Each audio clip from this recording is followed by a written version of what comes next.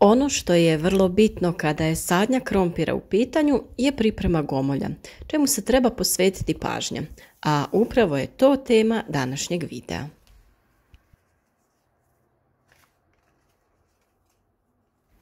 Prvo što je bitno je obaviti postupak naklijavanja. To je biološka obrada sjemenskog gomolja sa kojim se postiže veći i kvalitetniji prinos. Iako struka to baš i ne preporučuje, mnogi proizvođači se odlučuju i za rezanje gomolja, o tome ćemo malo kasnije u videu, a prvo malo o naklijavanju. Ukoliko za sadnju koristite naklijale gomolje, tada dolazi do bržeg i ravnomjernijeg nicanja.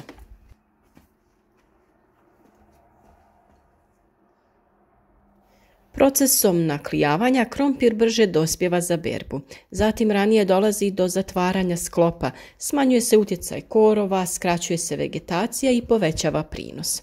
Ovaj postupak se obavlja 35 do 40 dana prije sadnje u suhim, čistim i osvjetljenim prostorijama koje se mogu provjetravati.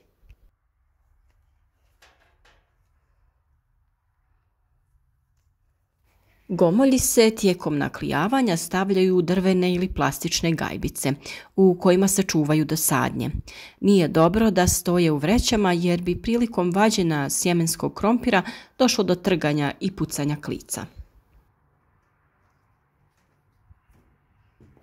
Prednost sadnje naklijalih gomolja je što brže i ravnomjernije niču.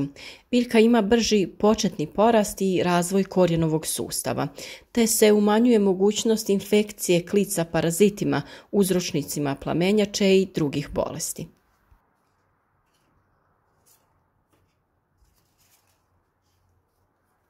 Naklijavanje gomolja se može obavljati i u klijalištima u kojima je relativna vlažnost zraka visoka, čak do 95%, i koja su dovoljno osvjetljena. U tom slučaju krompir se reda u drvene ili plastične sandučiće koji se potom stavljaju u 2 reda.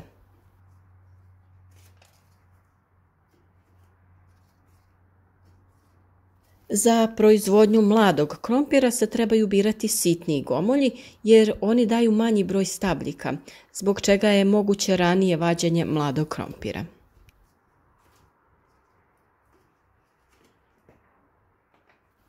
Tijekom naklijavanja temperatura u prostoriji bi trebala biti od 12 do 15 stepeni uz relativnu vlagu zraka od 85 do 90%. Od trenutka aktiviranja klica osvjetljenost prostorije treba povećati kako bi se spriječilo izduženje klica. S obzirom da je u vrijeme kada se radi naklijavanje još uvijek dosta hladno, možete gajbe prekriti, te tako osigurati toplotu i tamno okruženje. Kada se pojave prve klice, krompir je potrebno izložiti svjetlosti.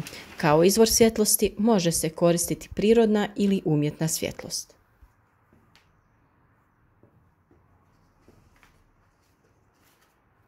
Gajbe treba povremeno rotirati da bi svi gomolji dobili približno istu količinu svjetlosti.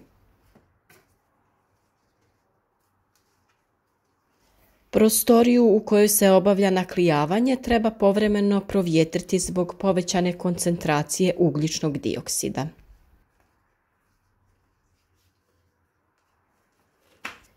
A važno je temperaturu, vlagu i jačinu svjetlosti povremeno mijenjati kako bi dobili zdrave klice, a isto je važno i okretati gomolje 1 do 2 puta tijekom naklijavanja kako bi svaki gomolj bio podjednako izložen svjetlosti.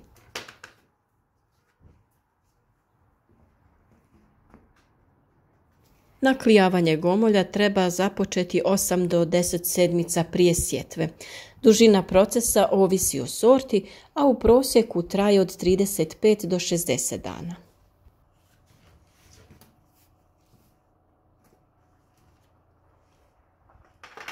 Pravilno naklijali gomolji trebaju imati čvrste klice i da su intenzivno pigmentirane. Gomolji koji su bolesni i imaju nepravilno razvijene klice, njih treba odstraniti, kako tijekom proizvodnje ne bi došlo do pojave praznih mjesta.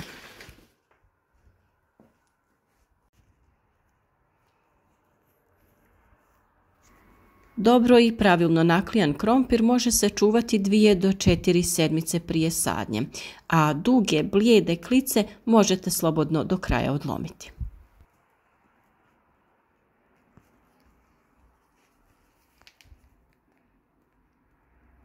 Za sadnju krompira automatskim sadilicama pogodno je koristiti gomolje s tek aktiviranom klicom veličine 2 do 4 mm, jer bi u protivnom došlo do odlamanja dugih klica.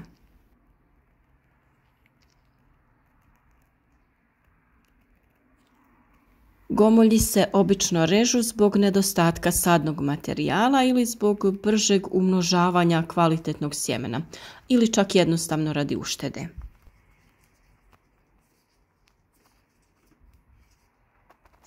Rezidba gomolja krompira se uglavnom primjenjuje kod krupnih sorti, a u proizvodnji sjemenskog krompira ne preporučuje se rezanje jer postoji mogućnost prenošenja virusa. Ipak, ukoliko se ukaže potreba, to treba obaviti na pravilan način.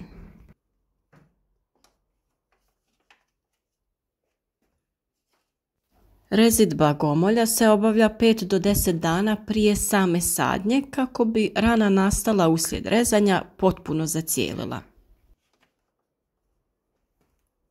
Ona sa zacjeljivanjem počinje 12 do 18 sati poslije reza, a pri optimalnoj temperaturi i vlažnosti zraka se stvara zaštitna opna koja štiti gomolj od raznih uzročnika bolesti. Nož je prije rezanja potrebno dezinficirati u otopini alkohola ili na otvorenom plamenu. Rezati se mogu gomolji sa klicom ili bez nje, a treba ih rezati po uzdužnoj osi kako bi približno jednak broj okaca bio na obje polovine. Međutim, iako se to ne preporučuje, krupni naklijali gomolji se ponekad režu i poprečno, a u tom slučaju se odsjeca samo vršni dio koji sadržava najveći broj klica. Temperatura gdje se čuvaju rezani gomolji bi trebala biti od 15 do 20 stepeni uz vlagu zraka od 60 do 85%. Ono što je od bitnog značaja kod spomenute vršne rezidbe je težina odsječenog dijela s klicama. Ona ne smije biti manja od 25 grama jer lakši odsječak neće dati normalno razvijenu biljku.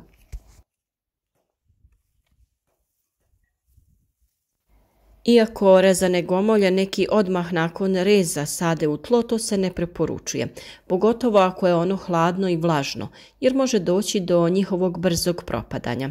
Rezani krompir ima manji rodni potencijal i potrebno ga je saditi gušće, a preporučen razmak je od 25 do 28 cm.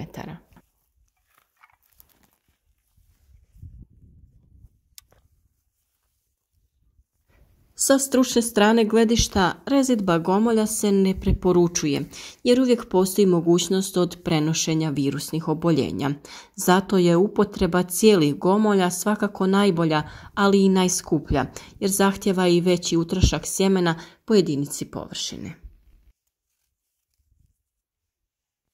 S druge strane, praksa je pokazala opravdanost rezidbe, ali provedene uz poštivanje navedenih pravila, počevši od momenta rezidbe pa sve do čuvanja tako pripremljenog sjemena do sadnje.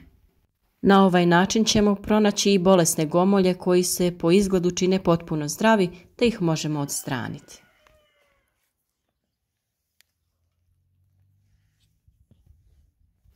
Istina je da se svježe izrezani gomolji mogu odmah saditi, ali samo u dovoljno zagrijano tlo. Ukoliko takve gomolje posadimo u hladno i vlažno tlo, dolazi do njihovog brzog propadanja, što će se manifestirati praznim mjestima na parceli.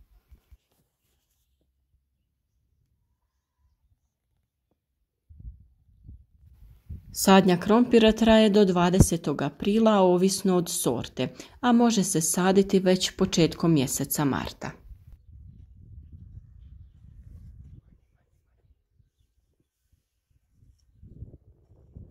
Video o upotrebi pepela pri sadnji krompira možete potražiti na našem kanalu te saznati sve dobrobiti takvog načina uzgoja.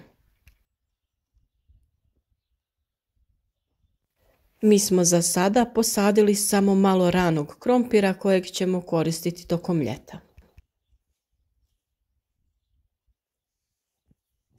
A kada se ukažu bolje vremenske prilike i zemlja se još malo ugrije, krećemo i sa sadnjom ostale količine krompira koju ćemo na jesen skladištiti i koristiti tokom zime i proljeća dok ne bude vrijeme nove sezone.